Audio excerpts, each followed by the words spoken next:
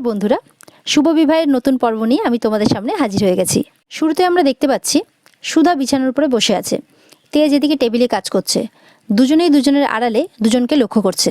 সুধা মনে মনে ঘুরতে যাওয়ার কথাগুলোই ভাবতে থাকে, যে সাথে কাটানো মুহূর্তগুলো সুধার মনে পড়ে। এদিকে দেখা যায় ডলি আর সমুদ্র দরজার আড়াল থেকে দুজনকে ফলো করছে। ডলি বলে, দেখছিস তো কাপল নাইটে জয়ী হলো, বাড়িতে এসে নাইটটা যেন কেমন কেমন হয়ে যায়। সমুদ্র বলে, সত্যিই তো, একে অপরের দিকে তো তাকাচ্ছেও না, তাহলে প্রেমটা হবে কি করে। এদিকে সুধা এসে তেজকে পেছন থেকে ডাকতে থাকে, বলে, শুনছেন? তেজ বলে, দুটো কান আছে, না শুনে যায় কোথায়। তা বলে, ধুর বাবা, এই লোকটার সাথে না কথাই বলা যায় না, মুখ খুললে একবারে ঝগড়া করবে, উগ্রটে কাকতারুয়া। তেজ বলে, আপনি আমাকে ডাকলেন কি আমাকে দেখে দেখে মুন্ডুপাত করবেন বলে?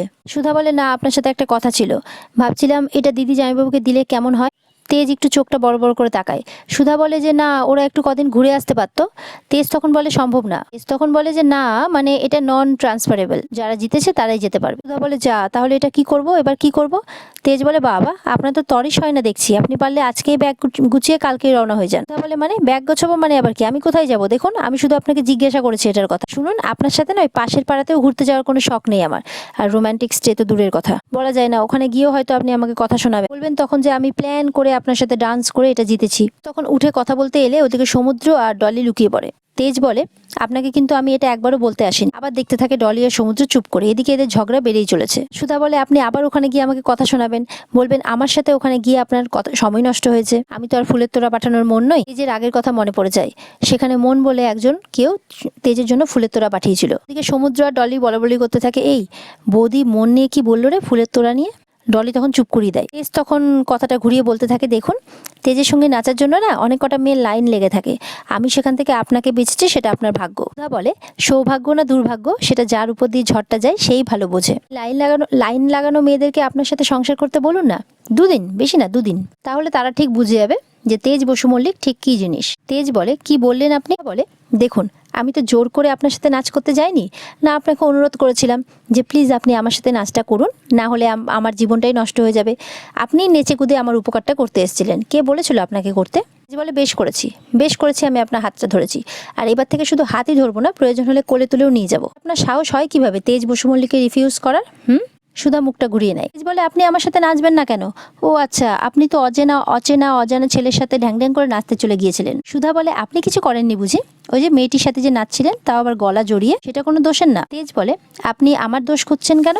কেন খুঁজছেন? আপনি কি জেলাস? বলে, মোটেও না, আপনি জেলাস, আপনি হিংসুটে। তেজ বলে, আপনার মনের ধারণাগুলো না মন থেকে মুছে ফেলুন, কেননা আপনাকে নিয়ে ভাববার সময় তেজ বসু মল্লিকের মনে নেই, একটুও নেই, সময় নেই। সুধা তেজের দিকে তাকিয়ে থাকে, তেজও সুধার দিকে তাকিয়ে থাকে। সুধা বলে, আচ্ছা ঠিক আছে, এটা নিয়ে এত সমস্যা তো আমি এটাকে ছিঁড়ে ফেলছি। তখন তেজ বলে, না না, ছিঁড়বেন না, এই বলে দুজনে কাড়াকাড়ি করতে থাকে। কাড়াকাড়ি করতে করতে তারা বিছানার উপর উল্টে পড়ে যায় একে অপরের উপর। এটা দেখে তো সমুদ্র আর ডলি খুব আনন্দ পেয়ে যায়। তেজরা বুঝতে পারে, ওরা পালিয়ে যায়, বলে, কে ওখানে? এরপরে তেজ দেখতে গেলে কাউকে দেখতে পায় না। তখন তেজ দরজাটা লাগিয়ে আবার তালা লাগাতে যাবে কি, পুরনো কথাগুলো তার মনে পড়ে যায়, যে তালা লাগানোর জন্য কি কি সমস্যা হয়েছিল।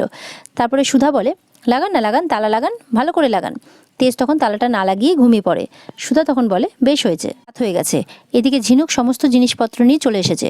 সমুদ্র দরজাটা খুলে সমস্ত জিনিসগুলো নিয়ে নেয়, আর এই ব্যাপারটা দেখে নেয় তরিতা। তরিতা বলতে থাকে, ঝিনুক এত বড় বড় ব্যাগ নিয়ে রান্নাঘরের দিকে যাচ্ছে কেন, তাও আবার রাত 1টায়? এদিকে দেখা যায় সুধা মিষ্টি বানানোর কাজ শুরু করে দিয়েছে। ঝিনুক বসে ফুলগুলো সাজাচ্ছে, সমুদ্র হাতে হাত লাগাচ্ছে। সমুদ্র একটা গোলাপ নিয়ে ঝিনুকের দিকে দিতে গেলে ঝিনুক তাকিয়ে থাকে অবাক হয়ে। সমুদ্রও তাকায় ঝিনুকের দিকে। তরিতা চুপ করে রান্নাঘরে উকি মারতে থাকে আর বলে, দিদিভাই এত রাত্রে কি বানাচ্ছে? জিনিসপত্র দেখে তো মনে হচ্ছে অনেকজনের জন্য বানাচ্ছে। ঝিনুক আর সমুদ্র একে অপরের দিকে তাকিয়ে মনে মনে হাসতে থাকে। সমস্ত জিনিসপত্র তৈরি হয়ে গেছে তাদের। তরিতা দেখে বলে, এগুলো তো বিয়ের তত্ত্ব, কিন্তু দিদিভাই এগুলো অ্যারেঞ্জমেন্ট করছে কেন? তো দেখতে হচ্ছে প্যাচালো ব্যাপারে আরো প্যাচ কষতে গেলে প্রমাণ লাগবে, তাই এই ভেবেই তরিতা ভিডিও করতে শুরু করে দেয়। বলে, তাহলে কি কি রেডি হলো? গাছকৌটোর ক্ষীরের কেক, মাছ সন্দেশ, ওদিকে শঙ্খ সন্দেশ, প্রজাপতি সন্দেশ, পদ্ম নিমকি, রাত্র হরিদ্রার মিষ্টি, সব তৈরি হয়ে গেছে। ঝিনুক সমুদ্রের সাথে কথা বলতে চলে যায়। এদিকে তরিতা কিন্তু সবকিছু ভিডিও কল রেকর্ডিং করছে। ঝিনুক এসে বলে যে সব ট্রে গাড়িতে তোলা হয়ে গেছে, আর একটাই বাকি। তখন সুধা বলে, আচ্ছা তোরা যা, আমি নিয়ে আসছি। ট্রেটা নিয়ে বেরোনোর সময় একটা হাতে পাড়া লাগে, সেই হাতটার কারণ হয় তরিতার তো হাতে খুব ব্যথা লাগে, আর মুখটা বন্ধ করে চুপ করে থাকে। বলে, ও মা, ধরা পড়লে চলবে না তরিতা। আবারও অর্ডারের অ্যাডভান্স টাকা সুধাকে দিয়ে দেয়। সুধা খুব খুশি হয়, বলে, বাকিটা কাল পাবি। সুধা বলে, থ্যাংক ইউ রে বিজিত, তুই বাড়িতে বসে কাজ করে দেওয়ার সুযোগ করে দিয়ে কতটা যে উপকার করেছিস আমার, তুই সেটা নিজেও জানিস না। তরিতা শুনে অবাক হয়, বলে ও মা গো, দিদিভাইয়ের পেটে পেটে এত বুদ্ধি, ওই বাড়ির দলবল জোগাড় করেছে দেখো, সঙ্গে সমুদ্রটাকেও নিয়েছে। তো ওই অ্যাডভান্স টাকাটা কিসের, এটা নিয়ে চিন্তা করতে থাকে তরিতা। শুধু তোর পারিশ্রমিকই নয় সুধা, এটা তোর ব্যবসার লাভ। তারপরে তোর হাতের এত সুন্দর কাজ, এত সুন্দর মিষ্টি কেউ এর আগে কখনো দেখেইনি, সবাই খুব খুশি, সুপার হিট হয়ে গেছে রে, একদম সুপার ডুপার হিট। এটা শুনে সুধা খুব খুশি হয়। সমুদ্র বলে, হ্যাঁ বৌদি, এখন নাকি সমস্ত বিয়ে বাড়িতে এরকম ইউনিক গয়নাই চাইছে, সব কাজটা কিন্তু তোমাকেই করতে হবে। ঝিনুক বলে, তাহলে এবার আমাদেরকে ব্যবসার একটা নতুন নামও ভাবতে হবে। এই সমস্ত কথাই বলতে থাকে তারা। ঝিনুক তো সবটা শুনে ফেলে। তার মানে ব্যাপারটা দাঁড়ালো যে বসু মল্লিক পরিবারের বড় বউ এই বাড়িতে থেকে মিষ্টি নিমকি বিয়ের তত্ত্বের ব্যবসা করছে। ইমনের দ্বারা তো কিচ্ছু হবে না, তাই এবার যেটা করবার আমি করব। মিস্টার সুধা বসু মল্লিক, তোমার মাথার ওই সোনার মুকুট কেড়ে নেওয়ার উপায় এবার আমার হাতে চলে এসেছে। এদিকে দেখা যায় তেজের মা আর মেজমা ঠাকুরের কাছে এসছে সকাল সকাল রাখি নিয়ে। বলে যে আজ রাখি পূর্ণিমা গজানন, আজকে প্রত্যেক ঘরে ঘরে বোনেরা তাদের ভাইদের রাখি পরায়, তাদের দীর্ঘায়ু কামনা করে, ভালো স্বাস্থ্য কামনা করে তাদের হাতে রাখি পরায়। আজ কতগুলো বছর হয়ে গেছে আমরা আমাদের বাড়ি যেতে পারিনি। মেজমা বলে, আমাদের ভাইরা খুব ব্যস্ত, তারা এই বাড়িতে আসতে পারে না, তাই প্রতিবারের মতো এবারেও তোমার চরণে রাখিটা তুলে দিলাম ঠাকুর। সুধা পাশ থেকে দাঁড়িয়ে সবটা শুনতে থাকে। তুমি দেখো গজানন, আমাদের ভাইরা যাতে ভালো থাকে, মেজমা বলে। সুধা বলে, জানো মা, এই দিনটা ছোটবেলায় বাড়িতে আমি খুব আনন্দ করতাম। খুব বেশি সামর্থ্য না হলেও যতটুকু পারতাম ভাইদের জন্য ভালো মন্দ রান্না করতাম, সবার জন্য গিফট কিনতাম, আর সারাদিন ভাই বোন সবাই মিলে নাচ গান হই হুল্লোড় আর খাওয়া দাওয়া করতাম। এটা শুনে মেজমা আর তেজের মা খুব খুশি হন। আমার জেঠিমা আর মা মিলে বাড়িতে আলু কাবলি চুরমুর এসব বানাতো। বিচ্ছু তকে তকে থাকতো যে কেউ অন্যমনস্ক হলেই সেগুলো নিয়ে দৌড়ে পালাতো, সেই নিয়ে দোয়েল আর দাদার মধ্যে মারপিট শুরু হয়ে যেত। সুধা শাশুড়ি মা আর মেজমা মিলে সবটা শুনতে থাকে আর হাসতে থাকে। আজ সকাল থেকেই ভাই বোনদের জন্য মনটা খুব খারাপ করছিল, কিন্তু যখন তোমাদেরকে দেখলাম যে তোমরা তোমাদের ভাইদের থেকে দূরে থেকেও এতটা আনন্দে থাকতে পারো, নিজের মনের কষ্টকে মনেই রেখে সবার মুখে হাসি ফোটাতে পারো, এখন আমিও আর ও বাড়ি যাবো না। সব শুনে মেজমা বলে, দেখেছো বড়দি, আমাদের বৌমা কত লক্ষ্মী মেয়ে, কীভাবে আস্তে আস্তে আমাদের বাড়ির সমস্ত নিয়ম নিজের মতো করে মানিয়ে নিল। প্রথম প্রথম একটু কষ্ট হবে মা, এতগুলো বছর ধরে আমাদের কষ্ট কি মুছে গেছে বল? কিন্তু আসল হলো, সুধা তখন বলে, আসল কথা হলো মনের টান।